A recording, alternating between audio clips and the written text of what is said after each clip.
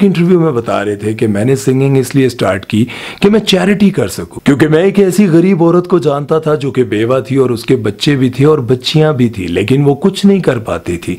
मैंने सोच लिया था कि जब भी मैं कॉन्सर्ट करूंगा या बड़ा सिंगर बनूंगा तो इस तरह के तमाम लोगों की मदद करूंगा।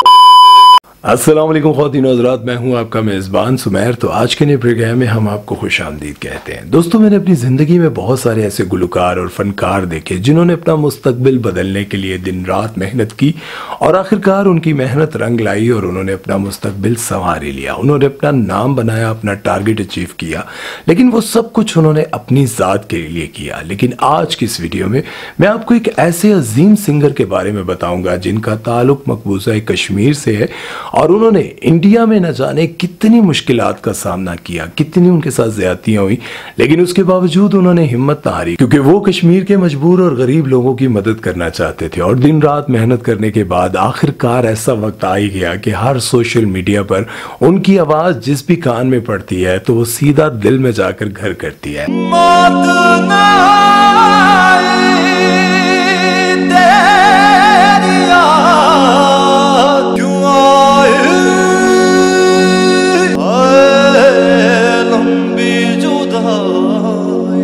तो आज की इस वीडियो में मैं आपको बताने जा रहा हूँ कश्मीर से ताल्लुक़ रखने वाले एक बहुत ही सुरीले सिंगर के बारे में जिनका नाम है बाबर मुदस्सिर। तो वीडियो शुरू करते हैं, लेकिन उससे पहले आप दोस्तों से गुजारिश है कि अगर अभी तक आपने हमारे चैनल को और पेज को लाइक सब्सक्राइब नहीं किया हुआ तो कर लें, क्योंकि बाद में शायद आपको मौका ना मिले। तो वीडियो शुरू करते हैं। आज जिस बाबर मुदस्सिर को आप इतने बड़े बड़े प्लेटफॉर्म पर गाते हुए देखते हैं, तो इनकी जिंदगी के बारे में जानकर आप तसव्वुर भी नहीं कर सकते कि इन्होंने अपनी जिंदगी में कितनी मुश्किलात को झेला है। इनका ताल्लुक जम्मू कश्मीर से और वहां के हालात तो आप सभी को पता है, और ऊपर से एक गरीब घराने से ताल्लुक रखते थे। इनके वालिद लकड़ी के टाल पर काम करते थे, आरा मशीन पर। आप सोच सकते हैं कि वो कितने पैसे कमाते होंगे और अपने बेटे को कितना सपोर्ट कर सकते थे। इन्होंने 8वीं तक पढ़ा है और 8वीं के बाद इनके हालात इनको इजाजत नहीं देते थे कि ये अपनी पढ़ाई को आगे कंटिन्यू कर सकें। लेकिन इन्होंने सोचा कि अगर मैं पढ़ नहीं सकता तो कोई ऐसा काम करूं जिससे मैं इतना पैसा कमा लूं कि कश्मीर के गरीब लोगों की मदद कर सकूं। अब बाबर ने सिंगर बनने का फैसला तो कर लिया, लेकिन जम्मू कश्मीर में इनको एक अच्छा उस्ताद कहां से मिलता है। इन्होंने सिंगिंग सीखने के लिए गूगल और यूट्यूब का सहारा लिया और जितने भी इंस्ट्रूमेंट इन्होंने बजाने सीखे या जितनी भी गुलकारी सीखी, इन्होंने सिर्फ गूगल और यूट्यूब से सीखी। वो कहते हैं ना कि बड़े लोगों की सोच भी बड़ी होती है और उनकी बातें भी बड़ी कमाल की होती हैं। आज बाबर को इस बात का दुख है कि उनका कोई उस्ताद नहीं, लेकिन बहुत सारे ऐसे लोग हैं जो इस बात को बड़े फख्र से बताते हैं कि मेरा कोई उस्ताद नहीं। लेकिन बाबर कहते हैं कि मुझे हमेशा दुख रहेगा कि मेरा कोई उस्ताद नहीं और मैंने किसी से नहीं सीखा। इन्होंने अपने म्यूजिक करियर का आगाज 2018 में एक रैपर के तौर पर किया और 2018 में इन्होंने अपना पहला गाना रिलीज किया। वो कहते हैं कि आज मुझे अपनी पढ़ाई नामुकम्मल छोड़ने का बहुत दुख है। बहुत सारी चीजें मैंने अचीव कर ली, बहुत सारे टारगेट्स मैंने अचीव कर लिए, लेकिन पढ़ाई नामुकम्मल रहने की वजह से मुझे बहुत दुख है। लेकिन मैं चाहता हूं कि कोई भी लड़की या लड़का अपने पैशन को फॉलो करते हुए पढ़ाई को कभी भी नामुकम्मल ना छोड़े। इसलिए उन्होंने एक रजिस्टर्ड कंपनी बनाई जहां पर स्टूडेंट ऑनलाइन अपने एग्जाम्स देकर अपनी पढ़ाई को मुकम्मल कर सकते हैं। अब देखें, जब उन पर बहुत ज्यादा गुर्बत थी और उनके वालिद के हालात भी बहुत ज्यादा खराब थे, और जम्मू कश्मीर के हालात से तो आप सभी बहुत अच्छी तरह वाकिफ है।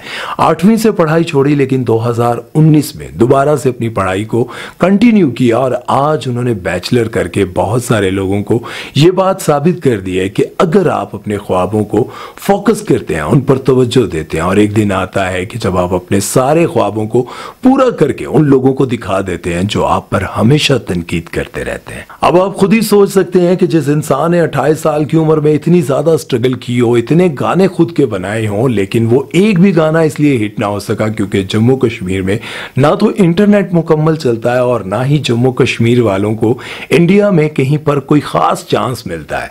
इन्होंने न जाने कितने गाने गाए, कितनी स्ट्रगल की, लेकिन इनको कहीं पर चांस ना मिला। और फिर 2023 में इनकी किस्मत ने ऐसी अंगड़ाई ली कि सोशल मीडिया के हर प्लेटफॉर्म पर बाबर मुदस्सिर के गाने ऐसे वायरल हुए कि खुद भी हैरान हो गए कि इतने साल स्ट्रगल की, इतने अच्छे अच्छे गाने बनाए, किसी ने ना सुने। और फिर 2023 में इनके गाने सोशल मीडिया पर ऐसे वायरल हुए कि जिसके कान पर भी पड़ी इनकी आवाज वो सीधी दिल पर जाकर लगी। अब जैसा कि मैंने आपको पहले ही बताया है कि कामयाब लोगों की सोच भी बड़ी होती है और इनकी बातें भी बड़ी अनमोल होती हैं। हैं। इन्होंने जितने गाने गाए उनमें से कुछ अपने थे और कुछ अपने फेवरेट सिंगर्स के गाए, लेकिन जब भी इन्होंने अपने फेवरेट सिंगर्स के गाने गाए तो उनको क्रेडिट जरूर दिया। लेकिन जैसे ही ये सोशल मीडिया पर वायरल हुए तो इनको बहुत बड़े बड़े कॉन्सर्ट्स के लिए कभी कलकत्ता और कभी मुंबई बुलाने लग गए।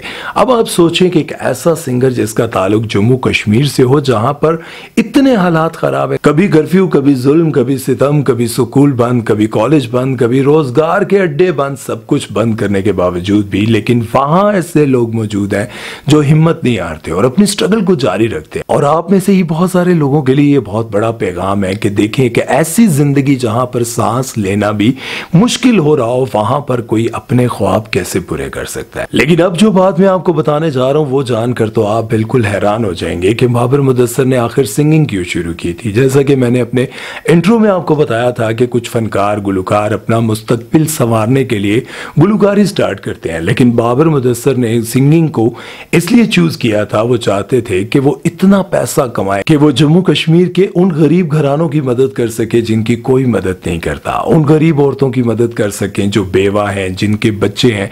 वो खुद एक इंटरव्यू में बता रहे थे कि मैंने सिंगिंग इसलिए स्टार्ट की कि मैं चैरिटी कर सकूं, क्योंकि मैं एक ऐसी गरीब औरत को जानता था जो कि बेवा थी और उसके बच्चे भी थे और बच्चियां भी थी, लेकिन वो कुछ नहीं कर पाती थी।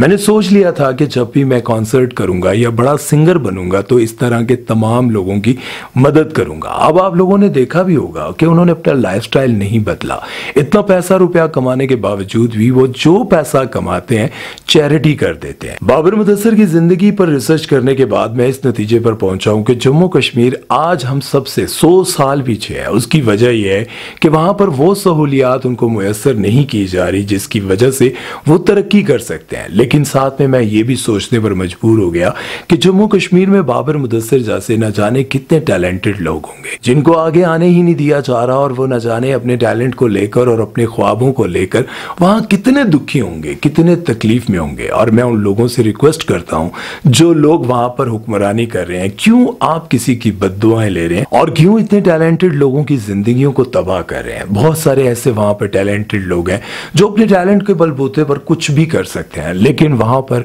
सिर्फ कश्मीरी होने के नाते उनको आगे नहीं आने दिया जा रहा। अब बात यहां पर यह है कि पाकिस्तान में भी बहुत सारे ऐसे फनकार हैं जो कि लाखों नहीं बल्कि करोड़ों रुपया कमाते हैं, लेकिन अपने किसी गरीब साथी जो कि उनके साथ कभी काम किया करता था और जब वो बीमार हो जाता है तो उसकी मदद करने के लिए भी वो तैयार नहीं होते, बल्कि उसको फोन करना या फिर उसका फोन उठाना भी इनको गवारा नहीं होता।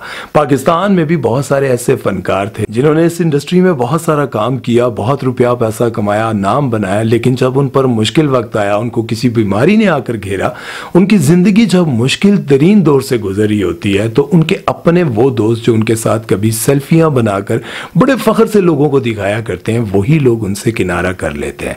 लेकिन अगर आप बाबर मुदस्सर को देखें जिसने अपनी जिंदगी शदीद गुर्बत में गुजारी हो और वो भी अपने लिए बहुत कुछ कर सकता है उस रुपए पैसे से, लेकिन वो अपना रुपया पैसा गरीबों की मदद के लिए खर्च करता है।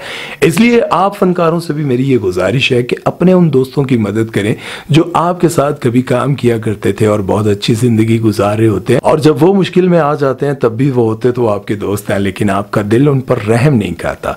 इसलिए अपने रुपए पैसे को उन लोगों पर भी खर्च कर दिया करें, इससे आपकी जिंदगी और आसान हो जाएगी। अपना बहुत सारा ख्याल रखिएगा और उम्मीद है कि इंडिया से देखने वाले मेरे बहन भाइयों को मेरी बात बहुत अच्छे से समझ आई होगी कि वहां पर कश्मीर में बहुत सारे टैलेंटेड लोग हैं, उनकी जिंदगियों को बर्बाद ना किया जाए, उनके हक में आवाज उठाई जाए। अपना ख्याल रखिएगा और सुमैर चौधरी को दीजिए इजाजत। अल्लाह हाफिज।